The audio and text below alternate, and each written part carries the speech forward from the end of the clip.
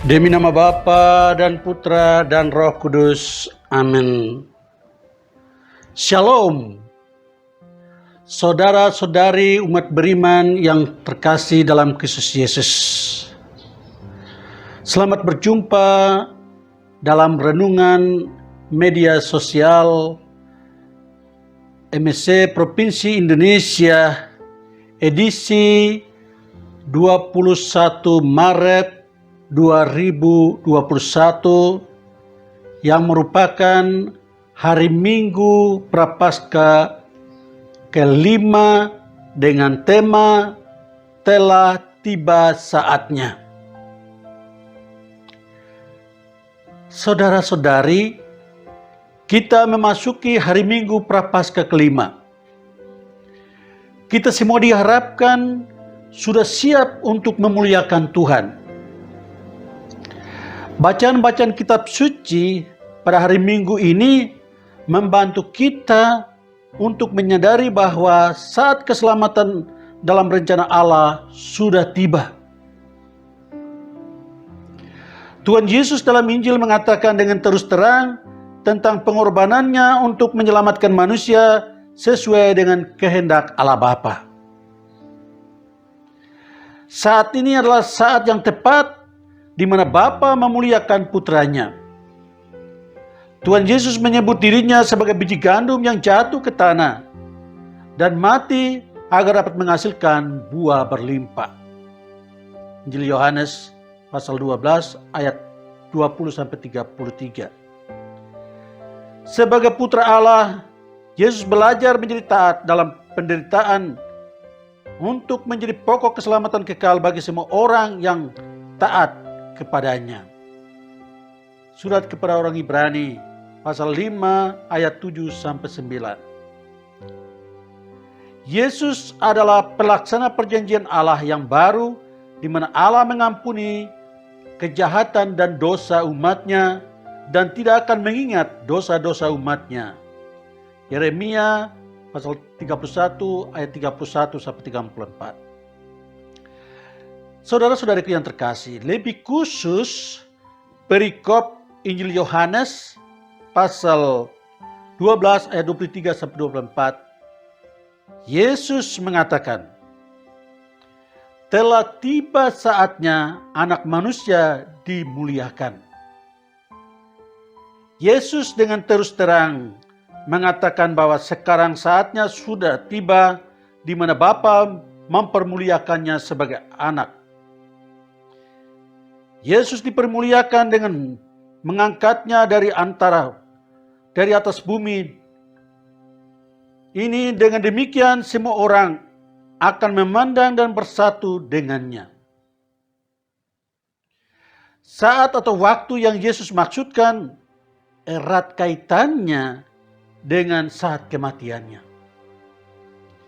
Kematiannya di atas kayu salib adalah saat ia diangkat secara fisik dari atas tanah setelah dipaku lalu digantung di atas kayu salib. Secara rohani, ketika memandang Yesus yang tersalib, kita percaya bahwa Tuhan mengasihi kita apa adanya. Entah sebagai orang kudus dan suci, ataupun sebagai orang jahat dan berdosa. Dengan memandang salib Kristus, percaya kepada Kristus yang tersalib, dosa kita ditebusnya. Jalan kemuliaan keselamatan tersedia di surga. Kita dimuliakan sebagai anak-anak Allah. Saudara-saudari, salib adalah bagian dari hidup kita sebagai murid Yesus. Sebagaimana kematian Yesus menghasilkan buah penebusan yang berlimpah, kita sebagai pengikut-pengikutnya juga hendaknya hidup serupa dengan Dia. Yesus laksana biji gandum yang jatuh ke tanah dan mati menghasilkan banyak buah. Demikian hidup kita hendaknya menyerupai biji gandum untuk keselamatan dan kebahagiaan banyak orang. Kata yang tepat adalah semangat rela berkorban bagi semua orang lain. Seperti semangat berkorban untuk gereja, terlibat dalam aktivitas sosial gereja, orang tua berkorban untuk anak-anak, para pemimpin pemerintah berkorban melayani masyarakat, pemimpin gereja, pemimpin tarekat berkorban melayani umat, melayani anggota tarekat. Semangat memberi derma untuk APP, perpuluhan untuk gereja, amal kasih untuk orang miskin, memperjuangkan keadilan dan kebenaran, berpihak pada orang yang tertindas dan menderita.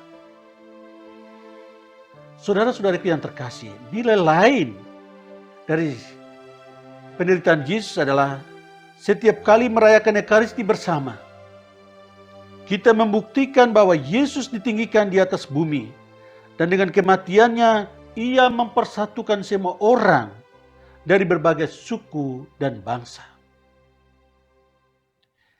Ia juga mempersatukan kita semua, dan hendaknya persekutuan Ekaristis ini menghasilkan buah yang melimpah. Kini telah tiba saatnya di mana sebagai gereja, sebagai umat Allah, kita juga menghasilkan buah-buah yang menyelamatkan banyak orang dengan semangat cinta kasih, semangat persaudaraan, kerukunan, semangat pengampunan, dan damai. Hari ini adalah hari Tuhan. Saat yang tepat untuk memuliakan nama Tuhan. Ia ditinggikan di atas kayu salib. Mari memandang dan menyembahnya, sebab dengan salib suci Ia telah menebus dosa-dosa kita, dan kita mendapat jaminan keselamatan kekal di surga. Tuhan berkati. Demi nama Bapa dan Putra dan Roh Kudus. Amin.